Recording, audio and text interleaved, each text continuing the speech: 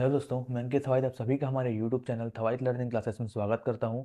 हमने एक सीरीज चालू किया था क्लास 10 का, जिसमें हमने हर चैप्टर को, हर यूनिट के हर चैप्टर को ब्लूप्रिंट के अनुसार इंपॉर्टेंट क्वेश्चंस को पढ़ा है। आज से हम चालू करेंगे जो प्रीवियस ईयर क्वेश्चंस पेपर आए थे 2022, 23, 24, उनको सॉल्व करेंगे। तो आज के वीडियो में हम देखेंगे 2022 का जो क्वेश्चन पेपर था वो कैसा आया था और उसमें कौन कौन से क्वेश्चन आए। तो हम पीछे से शुरू करेंगे, दीर्घ उत्तरीय प्रश्नों को पहले सॉल्व करेंगे। तो टोटल 18 क्वेश्चन आते हैं। 2022 के क्वेश्चन नंबर 18 में ये क्वेश्चन आया था, cos theta upon 1 minus sine theta plus cos theta upon 1 plus sine theta is equal to 4, जो कि त्रिकोणमिति चैप्टर का है। ठीक है, तो इसको सॉल्व मैं वैसे डिटेल में कैसे सॉल्व करना है वो तो मैं जब हम त्रिकोणमिति पढ़ रहे थे तो अच्छे से बताया हूँ, जिसमें फॉर्मूला कैसे रहेगा, क्या रहेगा, सब दिमाग में बैठ गया है। ठीक है, तो इसको हमको सिर्फ सॉल्व करना है अभी। तो फटाफट इसको करेंगे। पहला स्टेप में क्या करोगे, cos थीटा ले लोगे कॉमन, अंदर बचेगा 1 upon 1 minus sine theta plus 1 upon 1 plus sine theta. इसको हमको क्या करना है, सॉल्व करना है, ना कि प्रूफ करना है। ठीक है, तो इसको सॉल्व करना है, तो इसके इज इक्वल टू में 4 चलते रहेगा। ठीक, अब क्या होगा देखो, अब इसका गुणा इससे और इसका गुणा इससे और इन दोनों का आपस में गुणा हो जाएगा। तो कॉस थीटा ये हो जाएगा 1 plus sine theta plus 1 minus sine theta हो जाएगा ये, और नीचे क्या बचेगा, 1 square minus sine square theta. ठीक है, क्योंकि ये माइनस साइन और ये प्लस साइन दोनों कैंसिल हो जाएंगे तो इतना ही बचेगा, इसको स्क्वायर लिखने की ज़रूरत भी नहीं है। अब यहाँ से देखो, ये साइन थीटा कैंसिल हो जाएगा, ऊपर में क्या बच रहा है, यहाँ बचा है कॉस थीटा, यहाँ बचा है 2, और नीचे 1 minus sine square theta formula क्या होता है, cos square theta is equal to क्या है, 4, यहाँ भी रहेगा 4। अब यहाँ से देखो, ये कॉस थीटा और ये कॉस थीटा का स्क्वायर कैंसिल। अब 2 upon cos theta is equal to 4 बचा है, तो हम कॉस थीटा को उधर ले जाते हैं, 4 को इधर ले आते हैं। तो cos theta is equal to क्या बचेगा, 2/4। कुल मिला के इसको लिख सकते हैं 1/2। अब कॉस थीटा में किसका मान 1/2 होता है, तो कॉस थीटा में होता है कॉस 60 का मान 1/2 होता है, तो कॉस कॉस कैंसल, तो थीटा इज इक्वल टू क्या आ जाएगा, 60, और ये क्या हो जाएगा हमारा आंसर। क्वेश्चन नंबर 18 का जो पहला क्वेश्चन देखे उसके अथवा में ये वाला क्वेश्चन आया था, जिसमें और था, दोनों में से किसी एक को बनाना था। तो इसको हमको प्रूफ करना है। ठीक है, इसको लेकर चलना है, इसको हमको सॉल्व करके लाना है। तो ये कैसे बनेगा, देखो इसको क्या करेंगे, पहले परिमेयकरण करेंगे। परिमेयकरण में होता क्या है, जो बटे में रहता है नीचे उसी का गुणा होता है ऊपर नीचे, लेकिन उसका चिन्ह क्या होता है, बदल जाता है। जैसे 1 प्लस कॉस थीटा था तो यहाँ माइनस आ जाएगा, और वही चीज़ यहाँ भी आ जाएगा, और ये सब किस में रहेगा, रूट में। इसको सॉल्व करोगे, इसका गुणा इससे, इसका गुणा इससे। ठीक है, तो ऊपर वाले का करेंगे तो क्या आएगा, 1 माइनस कॉस थीटा का स्क्वायर आ जाएगा। ठीक है, जो कि रूट में रहेगा। और नीचे क्या आएगा, 1 का गुणा 1 से करेंगे तो 1, 1 का गुणा माइनस कॉस थीटा से करेंगे तो माइनस कॉस थीटा का 1 से करेंगे तो प्लस कॉस थीटा, तो minus cos theta plus cos theta cancel. Cos theta का कॉस थीटा से करेंगे तो क्या आ जाएगा, कॉस स्क्वायर थीटा। ठीक है, इसके बाद होगा, देखो फॉर्मूला हमको पता है, फॉर्मूला क्या पता है कि 1 minus cos square theta is equal to क्या होता है, ऊपर वाला वो सेम रहने दो, ये हो जाता है साइन स्क्वायर थीटा। फॉर्मूला से ये वाला ऐसा होता है। अब आगे क्या होगा, आगे देखो, ये यहाँ भी स्क्वायर है, यहाँ भी स्क्वायर है, तो एक साथ सबको स्क्वायर लिख सकते हैं। तो एक साथ स्क्वायर लिखेंगे तो क्या हो जाएगा, 1 minus cos theta upon sine theta, और ये पूरे का स्क्वायर लिख सकते हैं एक साथ। तो ये स्क्वायर और ये अंडर रूट कैंसिल हो जाएगा, तो जो बचेगा उसको हम लिख सकते हैं 1 upon sine theta minus cos theta upon sine theta. अब इसको सॉल्व करेंगे तो 1 अपॉन साइन थीटा हो जाएगा कोसेक थीटा फॉर्मूला से, और ये हो जाएगा कॉट थीटा, तो हो जाएगा प्रूफ। तो अथवा में जो क्वेश्चन आया था वो इस प्रकार से बनेगा। 17वां क्वेश्चन था 2022 का ही, कि के किस मान के लिए सभी निकाय जो दिया है, समीकरण निकाय जो दिया है दो ठो, ये इसका जो है पहला दिया है क्वेश्चन में, एक अद्वितीय हल हो, दूसरा दिया है कोई भी हल ना हो। ये क्वेश्चन है चैप्टर 2 का। पहला इसको लेकर चलते हैं, एक अद्वितीय हल हो उसके लिए क्या रहता है, उसके लिए एक पैमाना है, वो है A1 A2 जो है वो बराबर नहीं होगा किसके, B1 B2 के। अब ये A1 A2 B1 B2 क्या है, तो वो क्वेश्चन में हमको दिया है।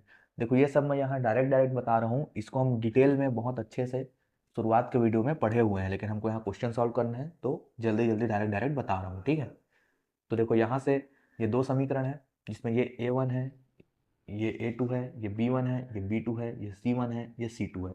तो A1 क्या है यहाँ पे हमारे पास, A1 है k, A2 क्या है हमारे पास 6, B1 क्या है -5, B2 क्या है 2। ठीक, अब इसको सॉल्व करेंगे तो क्या आएगा, ये 2k हो जाएगा और ये 6 का गुणा हो जाएगा -5 से, तो -30।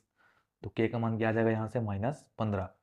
तो इसका पहला ये हो गया कि k का जो है -15 को छोड़कर जो भी सभी मान आएंगे वास्तविक मान, उसके लिए अद्वितीय हल होगा।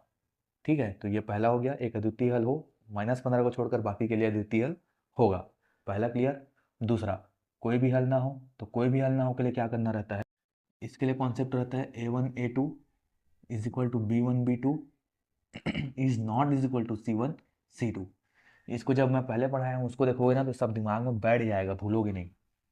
ठीक है, चलो इसको रखते हैं फिर से। A1 क्या है k, A2 क्या है 6, B1 है -5, B2 है 2 और C1 क्या है हमारे पास 2 और C2 क्या है 7। तो जब ऐसा है तो किन्हीं भी दो को लेकर चलना है ना, या तो इन दोनों को लेकर चलो या इन दोनों को लेकर चलो, क्योंकि हमको k का वैल्यू निकालना है। तो इन दोनों को लेकर बनाओगे तो भी वही आएगा और इन दोनों को लेकर बनाओगे तो भी वही आएगा, दिक्कत नहीं है। तो जैसे ये वाला लेकर चलते हैं तो k/6 इज इक्वल टू -5/2, इसको सॉल्व किए थे तो अभी आया था k इज इक्वल टू -15। तो k के -15 मान के लिए इसका कोई भी हल नहीं होगा। इन दोनों को लेकर चलेंगे तो नहीं आएगा, क्योंकि यहाँ पे नॉट इज इक्वल टू है, हमको कोई भी हल नहीं चाहिए, तो हमको इक्वल टू के साथ चाहिए था। तो इन दोनों को लेकर चलेंगे तो k इज इक्वल टू -15, तो लिख दोगे लास्ट में k इज इक्वल टू -15 के लिए इसका कोई भी हल नहीं हो। क्वेश्चन नंबर 17 के अथवा में यह पूछा था कि किसी समांतर श्रेणी का pवां पद q व qवां पद p है, तो सिद्ध कीजिए कि p प्लस qवां पद 0 होगा। ये चैप्टर नंबर 4 का है। इसको सॉल्व करने के लिए एक चीज़ आपको जानना है कि nवां पद का फॉर्मूला क्या होता है। तो nवां पद का फॉर्मूला होता है a plus n-1 into D. इसी से क्वेश्चन सॉल्व हो जाएगा। तो हमको पता है क्या, pवां पद q है जो दिया हुआ है हमको। तो pवां पद q मतलब कि n की जगह p आ जाएगा, ये nवां पद का था, हमको pवां पद चाहिए। तो pवां पद में n की जगह क्या आ जाएगा p, और ये कितना है बोल रहा है q है। समीकरण 1 हो गया। अब दूसरा चीज क्या बोल रहा है कि जो qवां पद है ना, qवां पद क्या है वो हमारा p है। ये समीकरण 2 हो गया। क्वेश्चन में जो दिया वही किए, इसी से आधारित है ये। दोनों समीकरण को घटा देते हैं, तो जैसे ही घटाओगे ये माइनस ये माइनस ये माइनस, ए और ए कैंसिल हो जाएगा। यहाँ से क्या बचेगा p-1 into d minus q-1 into d is equal to, यहाँ से क्या बचेगा q माइनस पी, ये बचेगा। अब इसको करते हैं सॉल्व। इसको सॉल्व करेंगे तो क्या आएगा, देखो d कॉमन आ जाएगा, यहाँ से अंदर क्या बचा p-1 माइनस q प्लस 1 बचेगा, इसका अंदर गुणा हो जाएगा, यहाँ से q माइनस पी। ठीक है, ये और ये कैंसल। तो अब क्या बचेगा, यहाँ से बच रहे d इज इक्वल टू, जो बचा है उसको उसके नीचे ले जाते हैं, ये q माइनस पी है, इधर क्या है p माइनस क्यू है, तो ये इधर आ जाएगा। अब देखो यहाँ ये दोनों आगे पीछे है, तो इसको एक बना देते हैं, मतलब जैसे ये q माइनस पी है तो इसमें हम q को पहले ले आते हैं और p को बाद में ले आते हैं। लेकिन देखो यहाँ p प्लस में था, हम यहाँ माइनस में रखे हैं, तो यहाँ पे हमको माइनस का एक ऐसे करके गुणा करना पड़ेगा, ताकि माइनस की, देखो q माइनस में है तो यहाँ q माइनस में आ जाएगा, p प्लस में है तो यहाँ p इससे गुणा होकर प्लस में आ जाएगा। तो एडजस्ट ऐसा किए हैं कि ये ऊपर वाले का जैसा हो ताकि कैंसिल हो सके। तो यहाँ क्या बचेगा, सिर्फ माइनस और यहाँ 1। तो d का मान क्या आ गया -1। अब इस d के मान को समीकरण किसी में भी रखा जा सकता है। तो समीकरण 1 में उसका जैसे ही मान रखेंगे तो क्या हो जाएगा a प्लस p-1, डी की जगह -1 रख दिए इज इक्वल टू q है।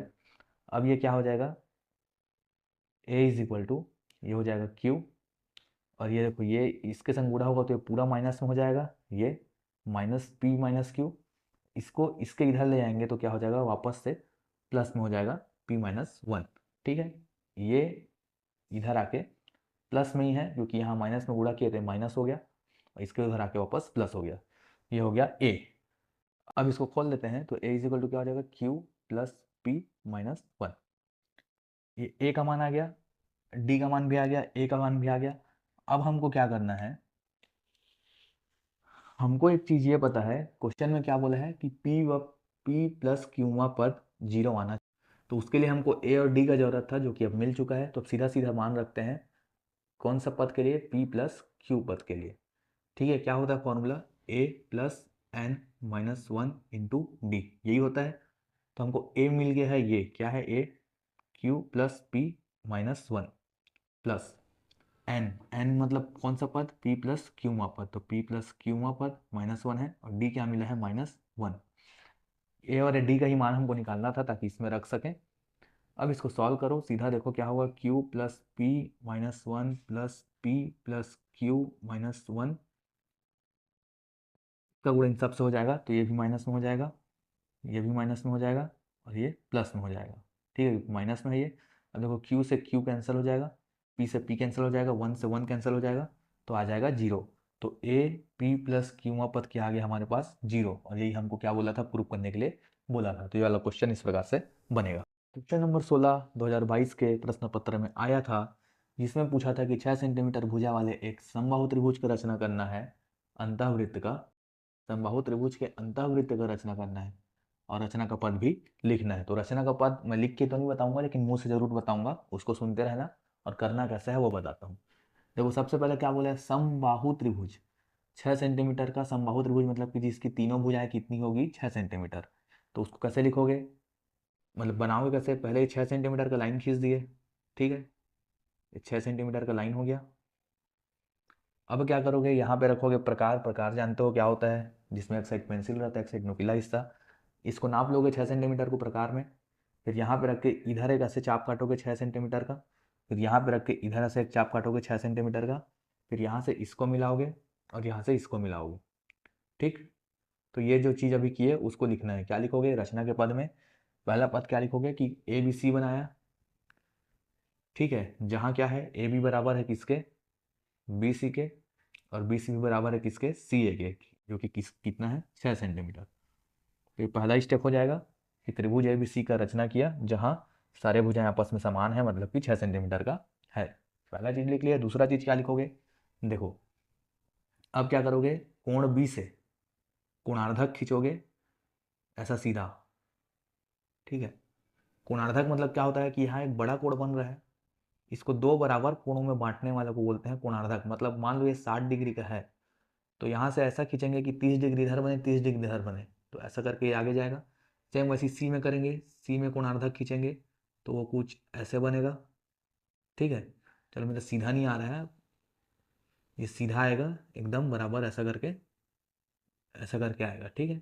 तो यहाँ पे मिल रहा है ये भी कोणार्धक हो गया, ये भी कोणार्धक हो गया, तो जो मिल रहा है उसको क्या बोलेंगे, ओ। सेकेंड लाइन में ये लिखोगे कि कोण बी व कोण सी से कोणार्धक खींचे, जिसको आगे मिलाने पर वो बिंदु ओ में मिल रहे हैं, ठीक है। तो कोण बी और कोण सी में कोणार्धक खींचे, वो लिखोगे जो ओ में मिल रहे हैं। इसको चाहो तो जितने पद में चाहो उतने पद में लिख सकते हो, जितना बड़ा करना चाहो उतना बड़ा कर सकते हो। तीसरा क्या किए कि ये बी सी है, इसमें एक लंब खींच दिए ओ से, और इसको नाम दे दिए एम, ठीक है। तो क्या किए, ओ एम लंब खींचे किसमें, ओ एम लंब खींचे बी सी में, तो वही चीज़ को लिख दिए। बड़ा करके लिखना, ठीक है, मैं तो शॉर्ट में बता रहा हूँ, समझो करना कैसा है, क्या करना है वो समझो, लिखो अपने भाषा में, जो कर रहे हैं वही लिखना है, और जो कर रहे हैं वो मैं बता रहा हूँ, लिखना अपने हिसाब से। अब ओ एम को प्रकार से नाप लो, ठीक है। चौथा पॉइंट वो रहेगा कि ओ एम के बराबर की लंबाई लेकर ओ को केंद्र मानकर ऐसा करके जो है वृत्त जो है बना देंगे, ठीक है।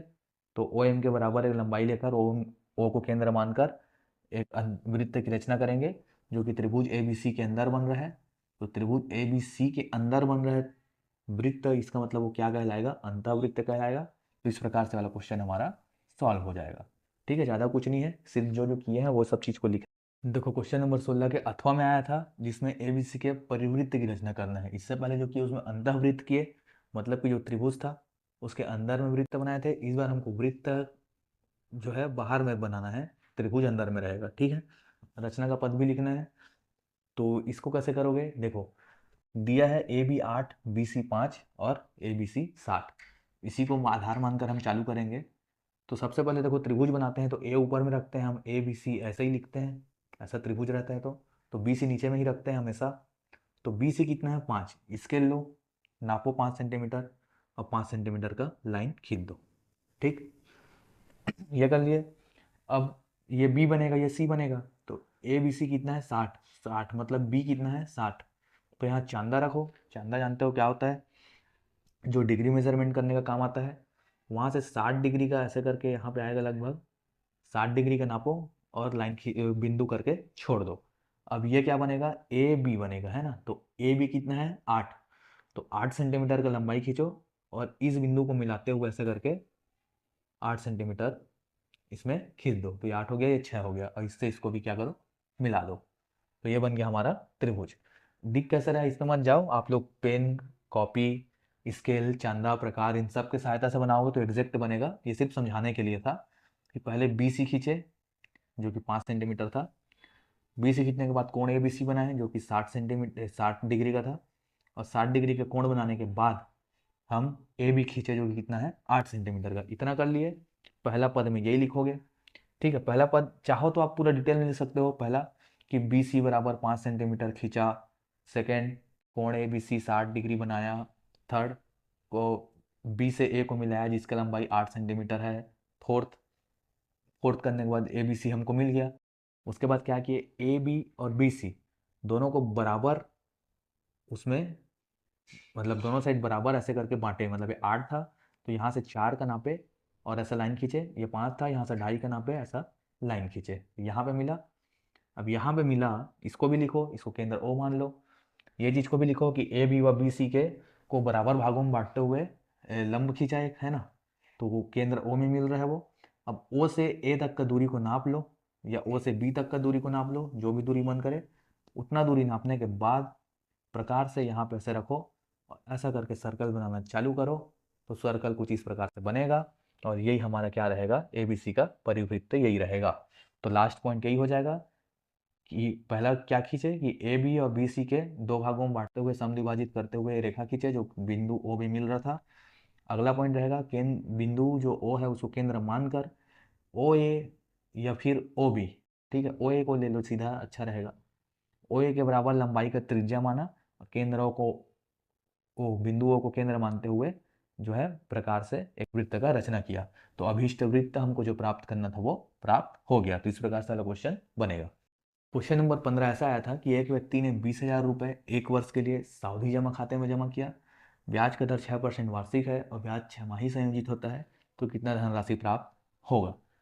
इसके लिए क्या करना है, देखो सबसे पहले सावधि जमा खाता, उसका फॉर्मूला क्या होता है, उसका फॉर्मूला होता है A is equal to P 1+r/100 और पावर में n। तो हमको ये सावधि जमा खाते का फॉर्मूला होता है, ठीक है। इसके लिए हमको P चाहिए, R चाहिए, N चाहिए। P दिया है क्वेश्चन में कितना, P दिया है 20,000 रुपये। R कितना दिया है 6% जो कि वार्षिक है और ब्याज कैसा संयोजित हो रहा है 6 माही। तो एक साल में कितने 6 माह होंगे, 2। तो एक साल में जब 6% है तो एक 6 माही में कितना होगा, उसको निकालने के लिए 2 से भाग दे दो तो 3। तो एक साल में 6 दे रहा है और 2 बार देगा तो 3 3 देगा और 6 माही हो रहा है तो एक साल में 2 बार 6 माह आते हैं। तो आर कितना हो जाएगा 3, 6 ना हो गए 3 होगा। इसी चीज़ को ध्यान रखना है, कितना परसेंट वार्षिक है बोल रहा है उसको देखना और कैसा संयोजित हो रहा है उसको देखना। मान लो ये 4 माही रहता तो कैसा रहता, तो 3 से भाग देते।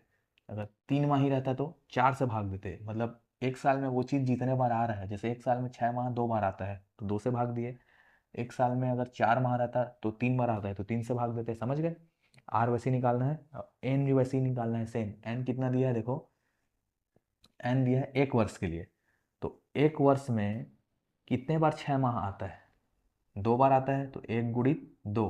तो एन इजिकल टू कितना हो जाएगा 2, ठीक है। उसी को एक वर्ष दिया रहता और 4 माह बोल देता तो एक वर्ष में कितने बार 4 माह आता है, 3 बार। तो 1 × 3 करते, 3 माह बोल देते तो एक वर्ष में कितने बार 3 माह आता है, 4 बार। तो 1 × 4 करते। तो ये P 20,000, R 3 और N 2। ये R और N निकालना इसमें मेन है। सावधि जमा खाते का फॉर्मूला ये होता है। R और N निकालना सीख जाओ, कैसे निकालना है बता दिया मैं अभी अच्छे से। तो ये सब मान को इसमें रखो, क्वेश्चन यहीं पे खत्म हो जाएगा। P की जगह रखो 20,000, 1 + R की जगह रखो 3/100 हो जाएगा ये। और एन की जगह कितना रखना है 2, यहाँ रख दो 2।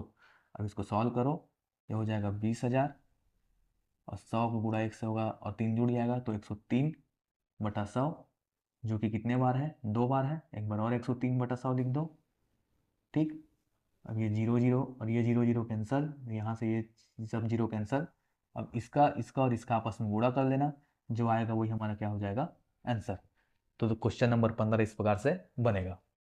तो हमें था ये क्वेश्चन जिसमें एक व्यक्ति एसबीआई में 150 रुपये प्रति माह, मतलब हर माह 150 रुपये दे रहा है, कब तक दे रहा है, 2 वर्ष के लिए।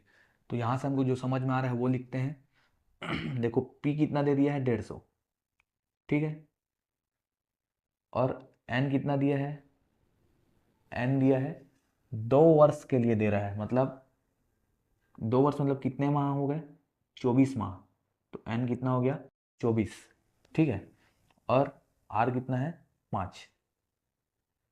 तो ये 3 चीज़ हमको मिल गया। अब देखो आवर्ती जमा खाता और सावधि जमा खाता, इस चैप्टर में 2 क्वेश्चन आते हैं, एक आवर्ती जमा खाता के नाम से, एक सावधि जमा खाता के नाम से। पिछला क्वेश्चन सावधि वाला था जिसका फॉर्मूला हम देखे थे, वही रहेगा फॉर्मूला। आवर्ती जमा खाता में क्या रहता है फॉर्मूला, इसमें फॉर्मूला रहता है ब्याज इज इक्वल टू, क्या रहता है इसका, पी गुणित आर बटा 100 गुणा 1/12 फिर एन इंटू n+1/2।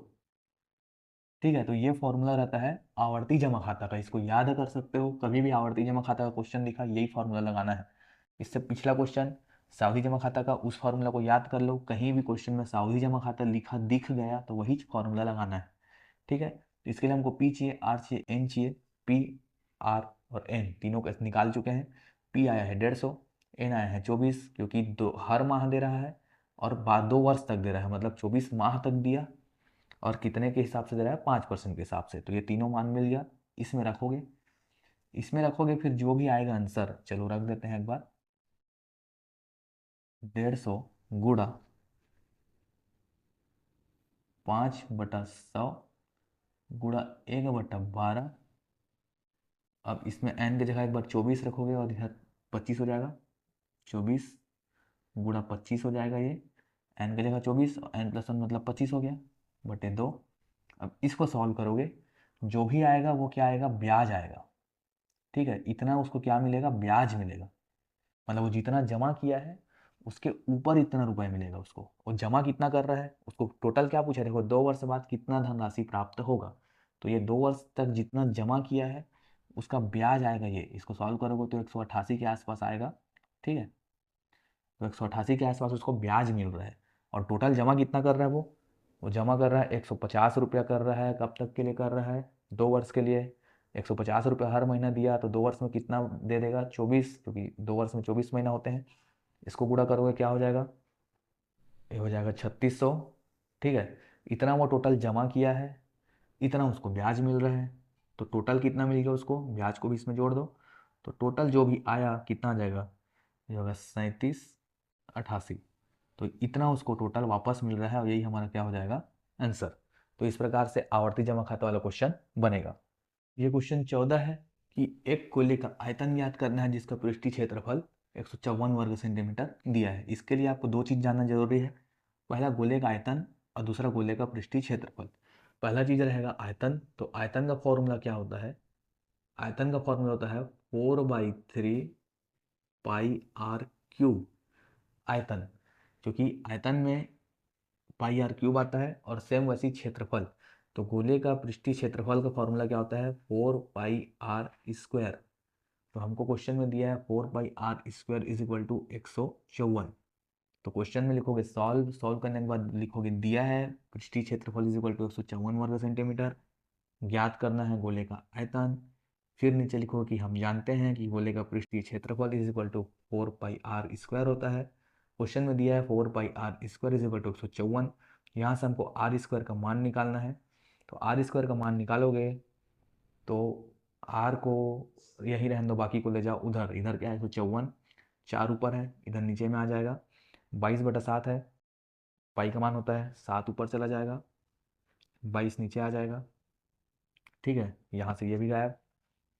तो r² इक्वल टू क्या आ गया, ये। इसको सॉल्व करो, इसको सॉल्व करोगे तो r का मान आएगा, उस r के मान को यहाँ लाके हमको रखना है। इसको सॉल्व करेंगे तो क्या होगा, 4 एकम, ठीक है, ये तो नहीं जाएगा, 2 से जाएगा, देखो ये 2 हो जाएगा, ये कितना हो जाएगा 7, ये हो जाएगा 7 77, अब ये 11 से जाएगा, 11 दूनी 22, 11 सत्ते 77, 7 सत्ते 49 हो जाएगा, और 2 दूनी 4 हो जाएगा। और इसको हम लिख सकते हैं 7/2 का स्क्वायर, है ना, क्योंकि 7 सत्ते 49 होता है, 2 दूनी 4 होता है, तो ये स्क्वायर स्क्वायर कैंसिल हो जाएगा। तो आर का मान आ गया 7/2। अब यहीं रख दो उसको, 4/3 गुणा पाई, पाई की जगह 22/7 गुणा 7/2 3 बार, क्योंकि आर का पावर 3 है। 7/2 गुणा 7/2 गुणा 7/2। अब इसको कर लो सॉल्व, ये कैंसिल हो जाएगा, ये कैंसिल हो जाएगा, ये कैंसिल होगा, ये 11 हो जाएगा, ये कैंसिल हो जाएगा, ये कैंसिल हो जाएगा। जो बचा आपस में गुणा कर लो, जो आएगा वही हमारा आंसर हो जाएगा, वही होगा गोले का आयतन का वैल्यू, जो कि कितना आएगा, देखो सॉल्व करने पे आएगा 539/3। ठीक है, इसको दशमलव में भी कर सकते हो सॉल्व, तो ये हो जाएगा हमारा आंसर। तो हमें ये क्वेश्चन आया था जिसमें एक बेलन का आधार का परिधि दिया है 88 सेंटीमीटर, ऊंचाई दी है 10 सेंटीमीटर, बेलन का आयतन निकालना है। आयतन का फॉर्मूला, बेलन के आयतन का फॉर्मूला क्या होता है, पाई आर स्क्वायर एच। इसके लिए हमको आर चाहिए और एच चाहिए। एच दिया है क्वेश्चन में कितना, 10 सेंटीमीटर। आर हमको निकालना है, तो आर के लिए देखो जुगाड़ दिया है, बेलन के आधार की परिधि। परिधि मतलब क्या होता है, 2 pi R. 2 pi R is equal to कितना दिया है, 88। इसको सॉल्व करो, 2 ये हो जाएगा 22/7, r is equal to 88। R निकालना है, आर को ही रहने दो, बाकी को उधर ले जाओ। 88, ये 7 चला जाएगा ऊपर, 22 आ जाएगा नीचे, और 2 भी आ जाएगा नीचे। तो ये एक बार में और ये 4 बार में जाएगा, ये एक बार में और ये 2 बार में जाएगा। तो आर का वैल्यू कितना आ जाएगा, 7 दूनी 14। तो आर आ गया, एच आ गया, इसमें मान रख दो। इसमें मान रखोगे तो क्या होगा, 22/7। आर स्क्वायर मतलब कि 14 का स्क्वायर, 14 2 बार डाल दिए। एच मतलब कि 10, 10 डाल दिए। अब इसको करो सॉल्व, ये एक बार में जाएगा, ये 2 बार में जाएगा। ठीक, क्या बचेगा, 22 गुणा 14 गुणा 20। अब इसको सॉल्व कर लेना, जो आएगा वही क्या हो जाएगा हमारा आंसर।